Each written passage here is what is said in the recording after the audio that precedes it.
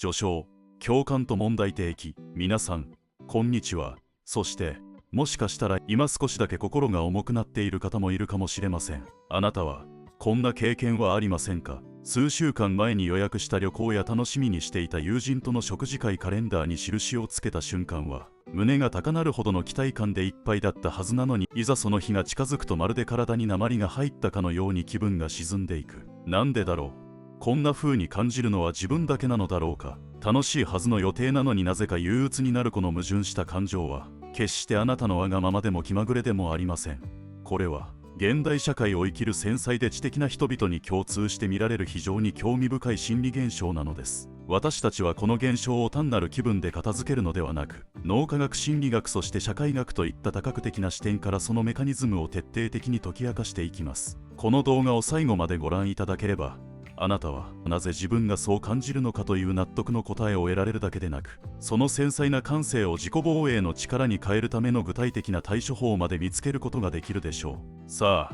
あ、あなたの心の奥底に潜むこの予定前の憂鬱の正体を一緒に探りに行きましょう。第一章、脳科学が解き明かす予期不安の正体。さて、私たちが感じる予定前の憂鬱の正体をまず脳科学の視点から深く掘り下げていきましょう。この現象は心理学では予期不安と呼ばれるれっきとした感情の反応です。予期不安とは未来に起こる出来事、特に不確実性を伴う出来事に対して事前に感じる不安や緊張のことです。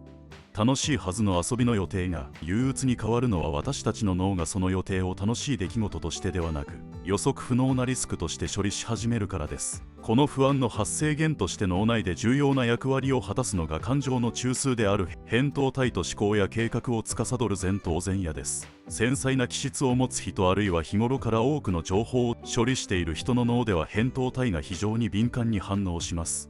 予定が近づくにつれて、扁桃体は何か問題が起こるかもしれない、準備が不十分かもしれないといったネガティブな予測を過剰に生成し始めます。これは太古の昔から私たちを守ってきた防衛本能の表れであり、危険を察知し事前に備えようとする高機能なアラームシステムなのです。さらに前頭前野はこの扁桃体からのアラームを受け取り、具体的なシミュレーションを開始します。例えば、待ち合わせに遅れたらどうしよう、会話が盛り上がらなかったらどうしよう、相手を不快にさせたらどうしようといった、まだ起こってもいない未来の失敗シナリオをまるで現実のように鮮明に描き出してしまうのです。この過剰なシミュレーションは脳に実際にそのストレスを体験していると錯覚させます。結果として私たちは予定の実行前にもかかわらず、すでに精神的な疲労を感じてしまうのです。これはある種の脳の先走りともいえる現象です。ここで神経伝達物質の観点から見ると、この現象にはドーパミンとノルアドレナリンが深く関わっています。私たちが予定を立てた瞬間、脳内ではドーパミンが大量に放出されます。ドーパミンは期待の報酬であり、この予定は楽しいだろうという予測の快感を生み出します。しかしこのドーパミンの放出は目標設定時がピークであり、時間が経つにつれて徐々に減少していく性質があります。一方、予定が近づき前頭前野がリスクのシミュレーションを始めると、ノルアドレナリンの分泌が増加します。ノルアドレナリンは危機への対処を促す物質であり、心拍数を上げ集中力を高め、身体を戦闘態勢に導きます。しかしこの状態が過度に持続すると、それはストレスとなり心身を疲弊させてしまうのです。つまり予定前の憂鬱とは、期待のドーパミンの減少と危機対処のノルアドレナリンの増加という2つの神経科学的な変化が同時に起こることで生じる脳の自然な反応なのです。この脳のメカニズムを理解することは、自分を責めるのではなく、自分の脳はそれだけ繊細で優秀なのだと受け入れる第一歩となります。この予期不安は決して病的なものではなく、うまくやりたい、失敗したくないというあなたの誠実さと責任感の裏返しであることをまずは認識してください。第2章、心理学が示す5つの性格タイプ。第1章で予定前の憂鬱が脳の自然な反応である予期不安であることを理解しました。しかしこの不安を特に強く感じる人にはいくつかの共通したパーソナリティ特性が見られます。心理学ではこの現象を単なる内向的という一言で片付けるのではなく、より詳細な5つの心理傾向に分類して捉えることができます。あなたがどのタイプに当てはまるか想像しながら聞いてみてください。1、完璧主義型。未来の失敗を恐れる自己評価の罠。このタイプは遊びの場ですらパフォーマンスの場として捉えてしまいます。彼らにとって予定とは楽しむ義務であり、失敗してはいけない課題です。例えば会話が途切れたらどうしよう、相手が楽しんでくれなかったらどうしようといった未来の評価リスクに極端に敏感に反応します。これは心理学でいう神経症傾向と誠実性が高い人に多く見られる傾向です。彼らは他者からの期待に応えたいという強い動機を持っているがゆえに、予定が近づくほどその期待に応えられない失敗した未来を鮮明に想像し、自己評価が下がることを恐れてしまうのです。この不安は予定の準備を過剰に促し、結果として燃え尽き症候群のような疲労感を生み出します。2、高度な繊細さを持つ HSP 型刺激の過負荷によるエネルギー枯渇。 HSP 非常に敏感な人は生まれつき感覚処理の感受性が高いという特性を持っています。彼らの脳は周囲の環境や他者の感情といった刺激を深く、そして大量に処理します。遊びの予定、特に新しい場所や大人数での交流は HSP にとって刺激の洪水を意味します。予定が近づくにつれて脳はこの刺激に耐えられるか、エネルギーが尽きてしまうのではないかという無意識のシミュレーションを開始します。彼らが憂鬱になるのは予定そのものが嫌なのではなく、その予定によって引き起こされる刺激の過負荷とそれに伴う精神的なエネルギーの枯渇を本能的に回避しようとする自己防衛反応なのです。彼らにとって予定前の憂鬱は休息が必要だという脳からの緊急信号と言えます。3、内向型エネルギーの方向性による充電切れの恐怖。内向型は内省や一人の時間からエネルギーを充電し、外部との交流でエネルギーを消耗します。遊びの予定が近づくと憂鬱になるのは、彼らが予定の実行によってエネルギーを大きく消耗することを予測しているからです。特に長時間にわたる交流や表面的な会話が多い場ではその消耗は激しくなります。このタイプは人嫌いなのではなく、むしろ深い交流を好みます。しかし予定が近づくにつれて明日必要なエネルギーが残っているだろうかという充電切れの恐怖に襲われ、予定をキャンセルすることでエネルギーを温存しようとする心理が働きます。4、想像過剰型。頭の中で勝手に疲れる認知の歪み。このタイプは想像力が非常に豊かです。予定が近づくとまだ何も起こっていないにもかかわらず、あらゆる可能性を事前にシミュレーションし始めます。電車が遅れたらどうしよう、お店が混んでいたらどうしよう、話が合わなかったらどうしよう。彼らの脳はこの最悪のシナリオを現実と区別できず、その結果予期不安が極度に高まります。これは認知の歪みの一種であり、まだ起こっていない未来の失敗に対して今この瞬間に不安や恐怖を感じてしまう現象です。この豊かな想像力は本来問題解決能力や共感力といったポジティブな側面を持ちますが、不安の方向に向かうと予定に行く前から精神的に疲弊してしまう原因となります。5、コントロール欲求型。予定を自分で動かせないストレス。このタイプが抱える憂鬱さは、予定の内容よりも自分がどこまで自由に動けるかに強く影響します。集合時間、場所、メンバー解散時間など、全てが他者によって決められている状況は彼らにとって自由の剥奪と感じられ、強いストレスとなります。彼らが憂鬱になるのは予定の内容そのものよりも予定の進行を自分でコントロールできないという無力感に起因します。このストレスは自分の感情や行動を抑制しなければならない状況で不安が高まる傾向と関連しています。この5つのタイプは複数の要素が複合的に絡み合っていることがほとんどです。重要なのは、これは自分の弱さではないと理解し、自分のパーソナリティ特性に合った適切な対処法を見つけることです。第3章、社会学哲学から見る現代の疲労。個人の心理や脳の仕組みを超えて、私たちが予定前の憂鬱を感じる背景には、現代社会の構造的な問題が深く関わっています。この章では社会学と哲学の視点からこの現象を捉え直します。1、楽しむことの強迫観念。現代社会は私たちに楽しむことを義務として課していると指摘する思想家がいます。かつての社会が規律社会、つまり禁止によって個人を律していたのに対し、現代は達成社会へと移行しました。この達成社会では〇〇しなければならないという自己強制が支配的です。そしてこの自己強制は仕事や学習だけでなく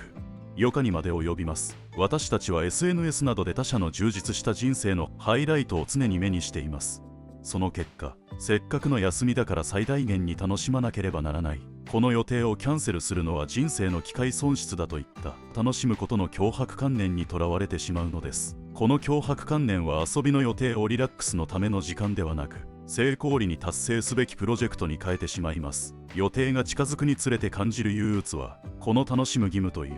見えないプレッシャーに対する私たちの心からの抵抗なのです。2、ハン・ビョンチョルの疲労社会。哲学者ハン・ビョンチョルは現代社会を疲労社会と呼び、この現象を鋭く批判しています。彼は現代人が直面する疲労は単なる肉体的な疲労ではなく、自己搾取から生じる精神的な疲労であると論じます。達成社会では私たちは他者から強制されるのではなく、自分自身を駆り立てる起業家となります。もっと頑張れるはずだ。もっと生産的になれるはずだ。この内なる声に従い、私たちは自発的に限界を超えて活動し続けます。遊びの予定を立てる行為も、自己啓発や人間関係の維持という生産的な活動の一部として無意識に組み込まれてしまうのです。予定前の憂鬱はこの常に最高の自分であろうとするという自己強制によってすでに心が疲弊しきっている状態を示しています。予定をキャンセルしたいという衝動は、もう頑張らなくていいと自己搾取のループから抜け出そうとする心の叫びなのです。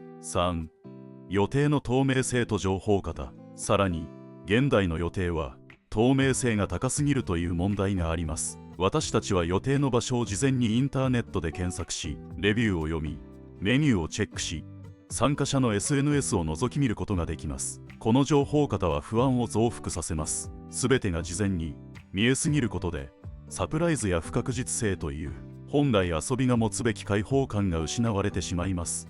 予定が近づくにつれて、私たちはもうすべてを知っているという感覚に陥り、新鮮な期待感よりも準備の負担や失敗の可能性に意識が集中してしまうのです。予定前の憂鬱は楽しむことを義務に変えてしまった現代社会の病理であり、休むことすら生産的な活動として捉えてしまう私たちの内なる疲労の表れなのです。第4章、対処法と自己需要のステップ。これまでの章で予定前の憂鬱があなたの繊細さと現代社会の構造が生み出す自然な反応であることを理解しました。この章ではこの繊細さを強みに変え、憂鬱を乗り越えるための具体的な対処法と自己需要のステップを解説します。ステップ1、認知の再構築。 CBT 的アプローチ。予期不安の核にあるのは未来の失敗を過剰に予測する思考パターンです。この思考を修正するために認知行動療法 CBT のアプローチが有効です。思考の客観視。不安な思考が浮かんだらそれを事実ではなく単なる思考として捉え直します。例えば、会話が盛り上がらなかったらどうしようという思考を、私は今会話が盛り上がらないかもしれないという思考をしていると距離を置いて観察します。証拠の検証。その不安な思考を裏付ける客観的な証拠と反証する客観的な証拠をリストアップします。不安な思考。きっと相手は私と会うのを面倒に思っている。反証。相手が誘ってくれた。前回は楽しかった。相手は忙しいのに時間を割いてくれた。このように思考の偏りを修正することで不安の強度を下げることができます。心配の時間の設定。不安な思考が頭を占領し、始めたらそれを特定の時間まで待つと脳に伝えます。この待つ行為は不安を先延ばしにし、今この瞬間に集中するための心理的な区切りとなります。ステップ2、行動の柔軟性とエネルギー管理。特に内向型や HSP 型の人にとって予定の実行はエネルギーの消耗戦です。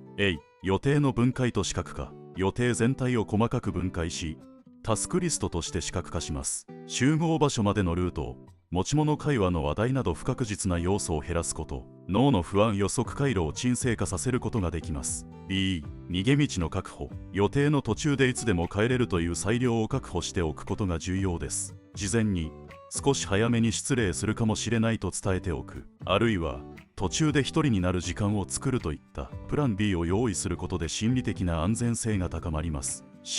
意図的な非生産的な時間の確保。予定の前後に何も生産しない、完全に一人になる時間を意図的に確保します。これは消耗したエネルギーを回復させるための心の充電期間であり、この時間を確保することで予定に対する心理的なハードルを下げることができます。ステップ3、自己需要とセルフコンパッション。アクト的アプローチ。最も重要なのは不安な自分を否定しないことです。不安をコントロールしようとするのではなく、受け入れることを重視します。不安の需要。不安な感情を敵として戦うのではなく、繊細な自分の一部として受け入れます。不安はうまくやりたいというあなたの価値観に沿って行動しようとしている証拠であり、悪い感情ではありません。セルフコンパッションの実践。不安を感じたとき、自分はダメだと自己批判する代わりに、セルフコンパッション、自己への思いやりを実践します。共通の人間性。この不安は私だけが感じているのではない。多くの繊細な人が共通して抱える感情だと認識する。優しさ。友人が同じ状況で苦しんでいたら、どのような優しい言葉をかけるか、その言葉をそのまま自分自身にかけます。予定前の憂鬱はあなたが繊細で誠実で、そして深く考える力を持っている証拠です。この繊細さを否定するのではなく、自分の脳と心は少しだけ丁寧な扱いが必要なのだと理解し、優しく接してあげてください。最終章。まとめと行動喚起。さて、ここまで遊びの予定が近づくと憂鬱になるという現象について、脳科学、心理学、そして社会学という多角的な視点からそのメカニズムと対処法を深く探求してきました。私たちはこの現象が単なる気分の問題ではなく、扁桃体の過剰な反応やドーパミンの減少といった脳の仕組み、完璧主義や HSP といったパーソナリティ特性、そして楽しむことの強迫観念を植え付ける現代社会の構造が複雑に絡み合って生じる論理的な帰結であることを理解しました。最も重要なメッセージは、この感情を抱くあなたは決して一人ではないということです。そしてこの繊細な感性は弱さではなく、むしろ危険を予知し深く思考し他者を思いやることができるという